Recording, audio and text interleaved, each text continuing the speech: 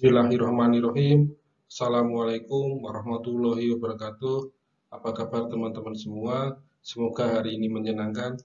Pada pertemuan kali ini kita akan membahas pendekatan manajemen risiko. Pendekatan manajemen risiko perlu dilakukan agar informasi yang digunakan ketika melakukan identifikasi risiko itu berguna. Sering ditemukan beberapa kesalahan atau informasi yang mungkin salah, tidak berguna karena kesalahan dalam melakukan pendekatan manajemen risiko. Manajer atau bagian bidang manajemen risiko perlu melakukan pilihan memilih pendekatan manajemen risiko yang tepat. Terkait dengan proses manajemen risiko, ada beberapa sebuah rangkaian kegiatan. Yang pertama dimulai dari identifikasi dan menaksir risiko. Identifikasi mencari beberapa sumber informasi yang berguna untuk sebagai langkah dalam membuat sebuah kebijakan manajemen risiko. Selain identifikasi, ada juga menaksir risiko. Belum tentu informasi yang diperoleh itu memiliki bobot atau memiliki sebuah tingkat risiko yang tinggi. Kadang ada beberapa risiko yang mungkin tidak digunakan atau mungkin bisa jadi diabaikan. Ini adalah gunanya menaksir risiko. Setelah melakukan identifikasi dan menaksir risiko, berikutnya menetapkan kebijakan. Kebijakan ini dibuat atas dasar identifikasi yang telah dilakukan. Manajemen risiko membuat suatu rangkaian cara, suatu rangkaian perhitungan yang menghasilkan potensi risiko yang sangat tinggi. Nantinya apa? Nantinya akan dilaksanakan menjadi sebuah kebijakan dan mengatur risiko. Akan tetapi sebelum dilaksanakan, ada sosialisasi dan juga ada pengujian. Nah, fungsinya apa? Fungsinya adalah sebagai sebuah cara ketika diterapkan tidak akan berdampak besar. Maka perlu ada namanya studi kelayakan, diuji dulu apakah kebijakan risiko yang dibuat itu tepat atau tidak. Jangan sampai ketika sudah ditetapkan ternyata mitigasi risiko yang dibuat atau kebijakan yang dibuat itu tidak tepat. Nah, akhirnya bisa menimbulkan kerugian bagi beberapa pihak. Setelah proses itu dilaksanakan, ada bagian tertentu yang memonitor atau mengawasi. Tujuannya apa? Tujuannya memastikan bahwa manajemen risiko itu dijalankan dengan tepat, dengan cermat. Semua karyawan, semua orang yang terlibat dalam suatu organisasi harus melakukan atau menjalankan kebijakan manajemen risiko secara sungguh-sungguh, tidak asal-asalan saja. Bukan berarti manajemen risiko itu sebagai pelengkap, tapi memang betul-betul dijalankan sebagai langkah untuk meminimalisir yang namanya risiko. Pendekatan dalam manajemen risiko bisa dilakukan melalui 4 hal atau 4 cara, 4 pendekatan. Yang pertama ada pendekatan konvensional. Ada juga yang kedua pendekatan risiko korporasi terintegrasi. Yang ketiga pendekatan finansial dan yang keempat pendekatan non-finansial. Kita akan membahas satu persatu dimulai dari pendekatan konvensional.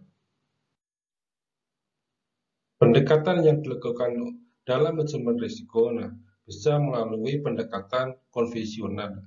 Pendekatan konvensional memberikan pendekatan terhadap risiko murni, terhadap risiko-risiko yang bisa terjadi secara alamiah.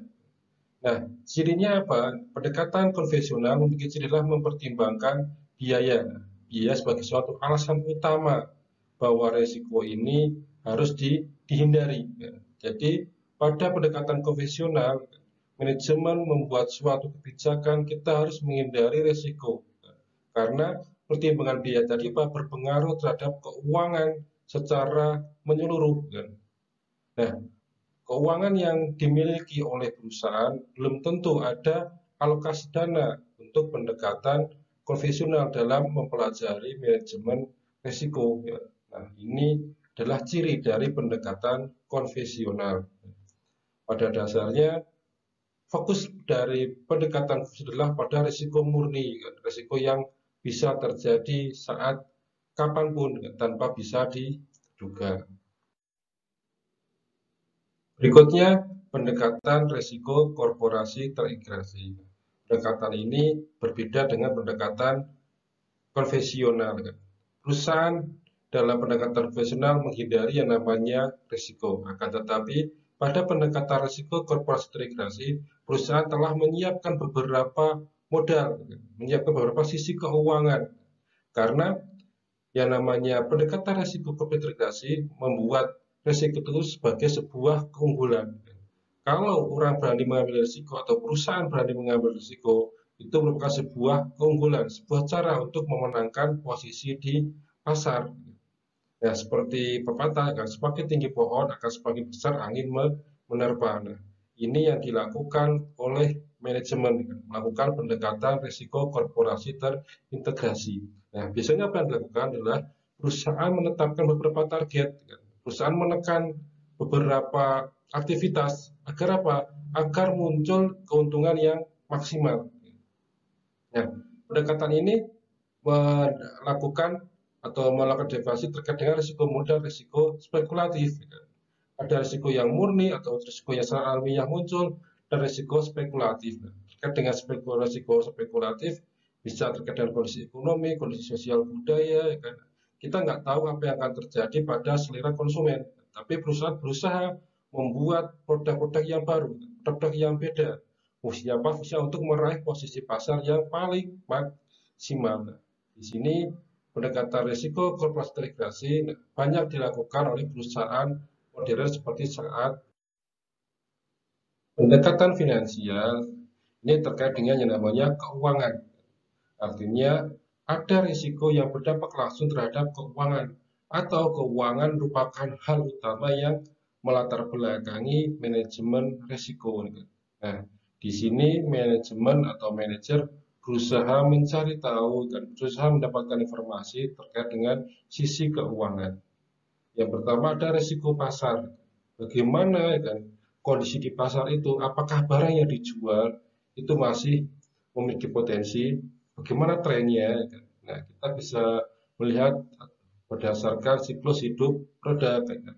Ada tahap pengenalan, tahap pertumbuhan, tahap pendewasaan, dan tahap penurunan. Barang yang dimiliki atau jasa yang dimiliki, kita bisa melihat kondisi di pasar. Apakah bisa di puncak ataukah ada sedang pada tahap penurunan atau dalam tahap pertumbuhan. Nah, ini sangat penting kan, karena kita harus melakukan analisa pasar. Nah, di pasar kita bisa mencari tahu beberapa pesaing, kan. Strategi apa yang digunakan oleh pesaing atau keunggulan apa yang dimiliki oleh pesaing, maka manajemen bisa melakukan perubahan strategi atau melakukan modifikasi, kan, inovasi pada produk dan jasa yang ditawarkan. Yang kedua, ada risiko likuiditas. Terkait dengan risiko likuiditas, terkait dengan hal-hal sisi keuangan yang kita harus menyediakan uang secara cepat. Perusahaan atau organisasi membutuhkan uang secara cepat, uang tunai yang tersedia. Maka ini terkait dengan risiko likuiditas. Mungkin juga apa? Terkait dengan penjualan. Penjualan yang menggunakan jatuh tempo, tapi piutang yang belum diterima, maka juga harus menjadi sebuah perhitungan. Kita memang boleh melakukan penjualan secara piutang, akan tetapi jangka waktu itu juga harus difikirkan, suatu pertimbangan. Yang ketiga, ada risiko kredit. Nah, risiko kredit terkait dengan kewajiban yang harus dibayarkan, kewajiban yang harus dipenuhi oleh perusahaan maupun oleh organisasi. Kemampuan perusahaan dalam memenuhi kewajiban itu harus diperhitungkan di awal. Jangan sampai ketika perjalanan waktu telah berjalan, perusahaan mengalami kegagalan finansial. Yang keempat, ada juga terkait dengan risiko operasional, bahwa kegiatan operasional itu membutuhkan beberapa modal. Ada modal kerja, yang dimaksud dengan modal kerja adalah modal yang digunakan untuk kegiatan operasional. Contohnya buat bayar tenaga kerja, beli bahan baku, bayar listrik, bayar air, itu modal operasional. Nah, di sini Yang namanya perusahaan harus memperhatikan modal operasional atau kegiatan operasional. Jangan sampai berjalannya waktu ternyata barang sudah diproduksi itu mengalami cacat, mengalami suatu kegagalan, akhirnya bisa dikembalikan. Perlu ada yang namanya quality control pada kegiatan operasional. Terkait dengan pendekatan non-finansial, ini sebaliknya dari pendekatan finansial. Artinya apa? Risiko yang terjadi itu berasal atau tidak berdampak langsung terhadap keuangan. Pada pendekatan non-finansial bisa dibedakan menjadi dua, ada risiko internal dan risiko eksternal. Terkait dengan risiko internal, ini bisa berasal dari pemasaran, kegiatan operasional, atau dalam proses produksi itu ada kegagalan, juga terkait dengan tenaga kerja. Sedangkan terkait dengan risiko eksternal bisa berasal dari peraturan pemerintah, kebijakan pemerintah, bencana alam, faktor lingkungan sosial, dan lain sebagainya. Oke, terima kasih teman-teman.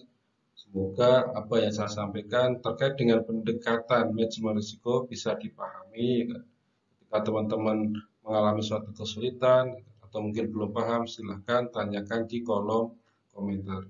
Kita berjumpa lagi di pertemuan berikutnya.